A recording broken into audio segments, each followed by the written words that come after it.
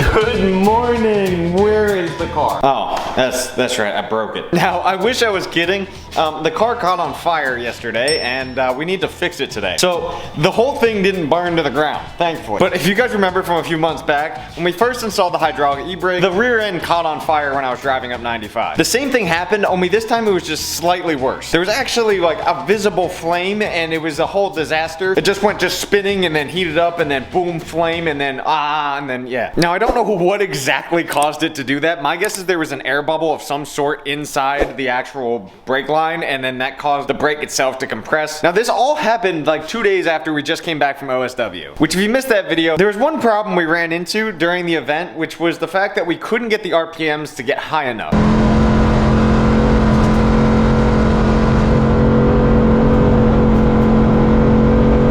I couldn't figure out why. And our good friend Pedro made a point that we should just raise the RPMs higher on the clutch kick and then just rip off the clutch. However, the only problem with that was the car still wouldn't go higher in the RPM. And I think I figured it out just based on what just happened, that we were dragging pad and it was restricting the motor from going higher because obviously the car didn't have enough power to deal with the dragging brakes. So I'm happy we figured that solution out and it's not an electrical issue, but I'm not happy that the fact that the car caught itself on fire again. Anyways, let's make our way up to the shop and get the Mustang moving because we got a lot to fix. Now this is the first day I'm actually leaving the house since the drift event because unfortunately I have been extraordinarily sick the past couple days, but I'm happy to be a functioning human again today. Now as you guys know, I have no idea what I'm doing when it comes to working on any cars. I kind of just figure it out as I go along. So when it comes to fixing things that I didn't even know how to install properly, it gets a little confusing. So this might take me a minute. And right on cue, we're pulling right into the Shift Culture shop to hopefully fix that thing like way down there. All right, let's get to work. Let's get a lovely cold start on the very flammable 2018 Mustang GT.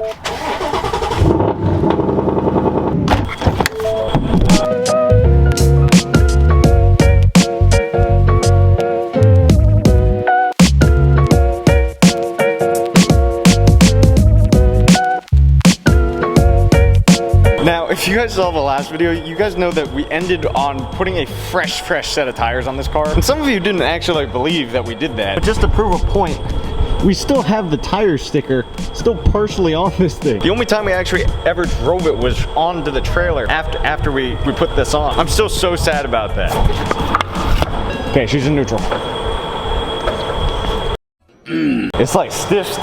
Yeah, that brake's holding it right now. Yeah, no, I knew something was up when I was driving it, and I was coasting, and I coasted from 40 miles an hour to a stop without needing to touch my brake. What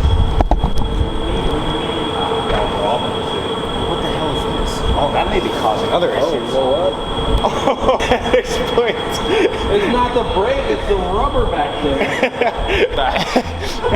All right, so we figured out the issue is it's not the brake that we thought caught on fire. We thought was smoking. There is a insane amount of rubber built up behind the wheel. All right, let's pull the wheel off and then we gotta clean all the excess rubber out from behind it. That's funny. All right, hold on. So my guess is this happened when the tire exploded and we just never noticed it. That's the funniest thing I think I've ever seen. That still doesn't explain why my brakes got so hot, but... Hold on, I just need to show this live. It's like cables upon cables of just tire that have built up and wrapped itself around the axle, and that's what caught on fire. That's the greatest. I gotta go get AJ. All right, Steve ran to the store real quick. He hasn't seen this yet, but this is a new one. I've never seen this before. Oh my God. It is a lot of rubber wrapped around the axle. Where did that come from? That's from when my tire exploded. It's all bunched up. Your ABS sensor, all of it is just... That's why my ABS light was I was having so many issues with this car, and that's why my ABS light was... Yeah, this is probably why you were struggling for the car to get high in the RPMs. Go anywhere. He's like, my foot was floored third gear, and the car was just like really gripped up. I don't know if it was really gripped up. I know, at the start of this video, I was like, I think it was just because my brake was pressing down on my rotor, but I was like, my thing wasn't on fire during the event, so I don't know what was happening. This is... Did you not see anything when you changed your tires? It was pitch black. This is wild, dude. That's gotta be a first. It's literally like, I've never... It's holding the e-brake on. Like the e-brake is held on, on position right now because the rubber is holding it. Yeah, well, so I'm gonna get you something so you can sit here and cut things.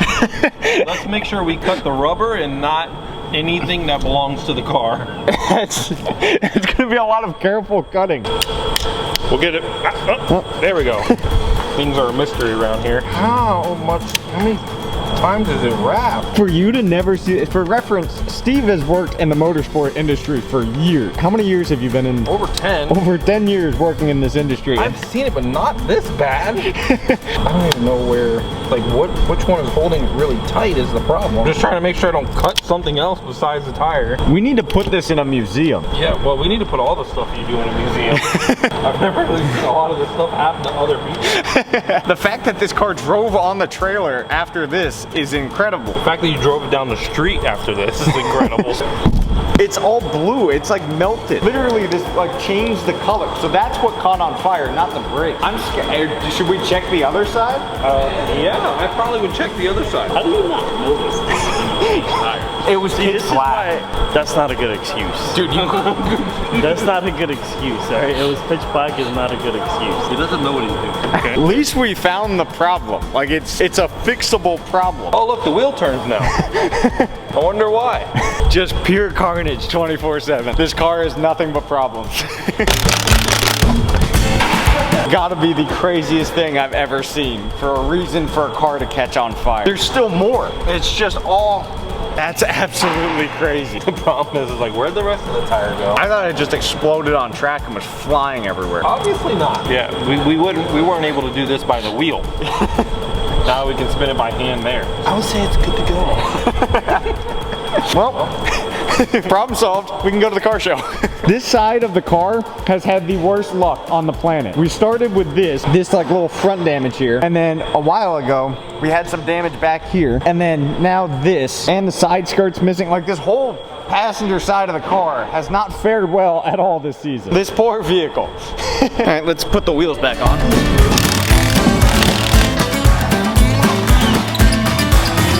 Alright, this now goes into the Museum of Drift Parts, aka my front seat. We'll just leave that there for now. Alright, now that that's done, we should probably head back home. Alright, I'll see you guys in the morning. Alright, it is finally time to bring that thing home. And we just showed up to the shop this morning. I'm awfully confused because the entire collection has been pulled out of the garage. So they have the Ferrari F8 Novatec, the twin turbo STO, the Liberty Walk 720S, and the famous Liberty Walk GTR. Why those are all outside, I have no idea. We're only here though for one vehicle and one vehicle only, and then that's a bit, I can't speak. And that's that baby down there. So let's go grab the keys, drive this thing home, and then we can actually get to work on getting it prepared for tonight's show and getting it all cleaned up. Now, hopefully this thing doesn't catch on fire this time, but I make no promise. All right, there's only one real way to tell if this thing's gonna catch on fire, and that's to drive it home. Now, as long as we don't catch on fire, we should be good. The welded diff sounds absolutely fantastic. Something is whining in the motor. I don't know if you can hear that.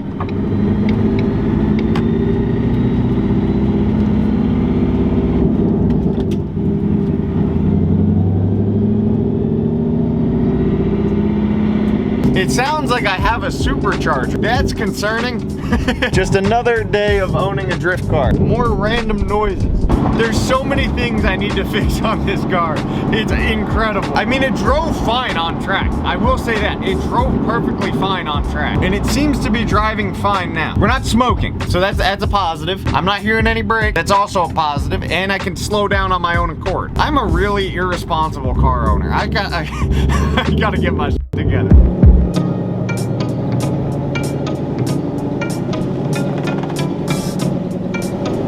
Now, the problem that I'm most concerned about at the moment is how bad the front shocks and everything is after OSW. Because the Mustang took an absolutely brutal beating the entire event. As you guys could tell just by the rear and all of the rubber and nonsense that went on back there. And that's just the back of the car. The front of the car also took its fair share of damage. So when we pull the wheels off, we're gonna inspect that as well.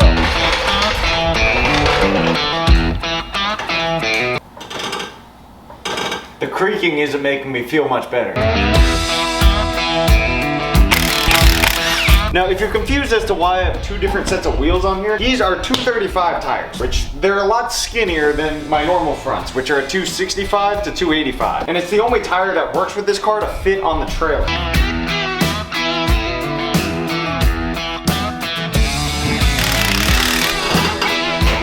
Now we just repeat the process on the other side.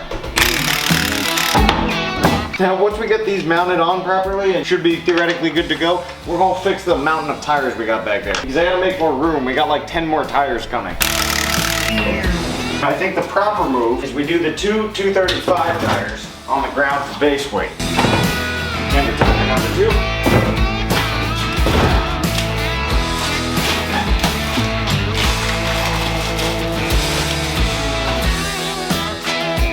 There we go. That looks somewhat more organized. Now we have room to move the car over a slight bit and back it up further, and then we'll be good. Look at me doing organizational stuff. Hell yeah. And as it should come as no surprise to any of you, I got a little sidetracked. It is currently 6 o'clock, and the show might have started at 5. I was supposed to be there at 5. It's okay. This is what's not new on this channel of me being fashionably late every single time.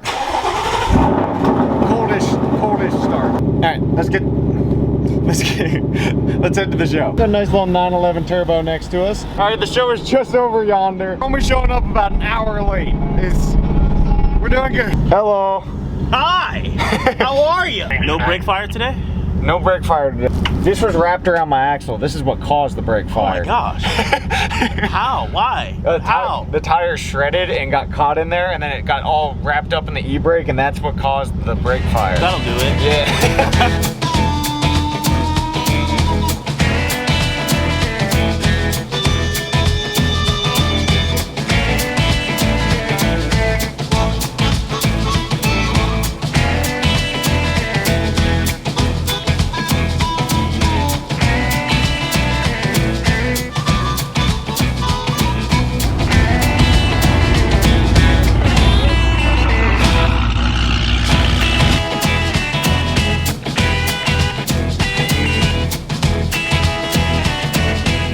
Alright, and just like that, we're gonna try and sneak out of here because I'm absolutely exhausted. It's been a long day. But anyways, thank you guys for watching today's video. I love y'all so much, and I will see you in the next one. Peace.